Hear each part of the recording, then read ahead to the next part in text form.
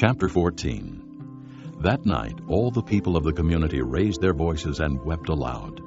All the Israelites grumbled against Moses and Aaron, and the whole assembly said to them, "If only we had died in Egypt, or in this desert!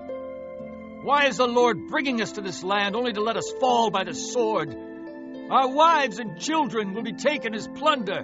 Wouldn't it be better for us to go back to Egypt?" And they said to each other, "We should choose a leader and go back to Egypt." Then Moses and Aaron fell face down in front of the whole Israelite assembly gathered there. Joshua son of Nun and Caleb son of Jephunneh, who were among those who had explored the land, tore their clothes and said to the entire Israelite assembly, "The land we passed through and explored is exceedingly good. If the Lord is pleased with us, He will lead us into that land, a land flowing with milk and honey, and will give it to us. Only do not rebel against the Lord, and do not be afraid of the people of the land, because we will swallow them up. Their protection is gone, but the Lord is with us. Do not be afraid of them." But the whole assembly talked about stoning them. Then the glory of the Lord appeared at the tent of meeting to all the Israelites. The Lord said to Moses, "How long will these people treat me with contempt? How long will they refuse to believe in me, in spite of all the miraculous signs I have performed among them? I will strike them down with a plague and destroy them, but I will make you into a nation greater and stronger than they." Moses said to the Lord, "Then the Egyptians will hear about it. By your power you brought these people up from among them, and they will tell the inhabitants of this land about it. They have already heard that you, O Lord, are with these people, and that you, O Lord, have been seen face to face, that your cloud stays over them, and that you go before them in a pillar of cloud by day and a pillar of fire by night.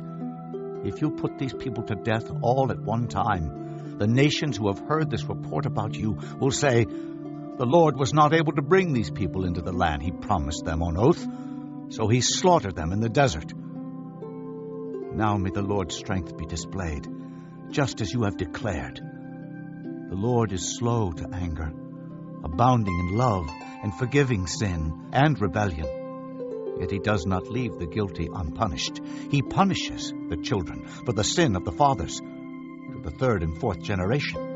In accordance with your great love, forgive the sin of these people, just as you have pardoned them from the time they left Egypt until now." The Lord replied, "I have forgiven them as you asked.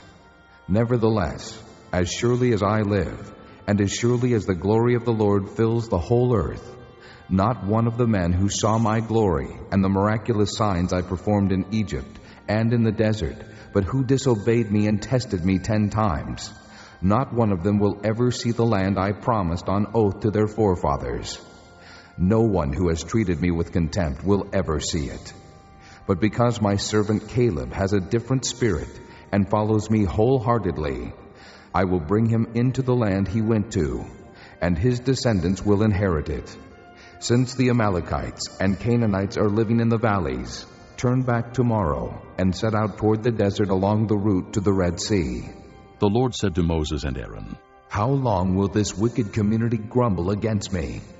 I have heard the complaints of these grumbling Israelites. So tell them, as surely as I live, declares the Lord, I will do to you the very things I heard you say.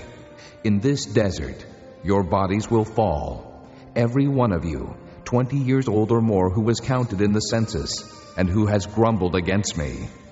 Not one of you will enter the land I swore with uplifted hand to make your home, except Caleb, son of Jephunneh, and Joshua, son of Nun. As for your children that you said would be taken as plunder, I will bring them in to enjoy the land you have rejected. But your bodies will fall in this desert. Your children will be shepherds here for 40 years, suffering for your unfaithfulness, until the last of your bodies lies in the desert. For 40 years, 1 year for each of the 40 days you explored the land. You will suffer for your sins and know what it is like to have me against you. I, the Lord, have spoken, and I will surely do these things to this whole wicked community, which has banded together against me. They will meet their end in this desert. Here they will die, So the men Moses had sent to explore the land, who returned and made the whole community grumble against him by spreading a bad report about it. These men, responsible for spreading the bad report about the land, were struck down and died of a plague before the Lord. Of the men who went to explore the land, only Joshua son of Nun and Caleb son of Jephunneh survived. When Moses reported this to all the Israelites, they mourned bitterly. Early the next morning they went up toward the high hill country. "We have sinned," they said. "We will go up to the place the Lord promised." But Moses said, "Why are you disobeying the Lord's command? This will not succeed. Do not go up, because the Lord is not with you. You will be defeated by your enemies, for the Amalekites and Canaanites will face you there. Because you have turned away from the Lord, He will not be with you, and you will fall by the sword." Nevertheless, in their presumption, they went up toward the high hill country, though neither Moses nor the ark of the Lord's covenant moved from the camp. Then the Amalekites and Canaanites who lived in that hill country came down and attacked them, and beat them down all the way to Hormah.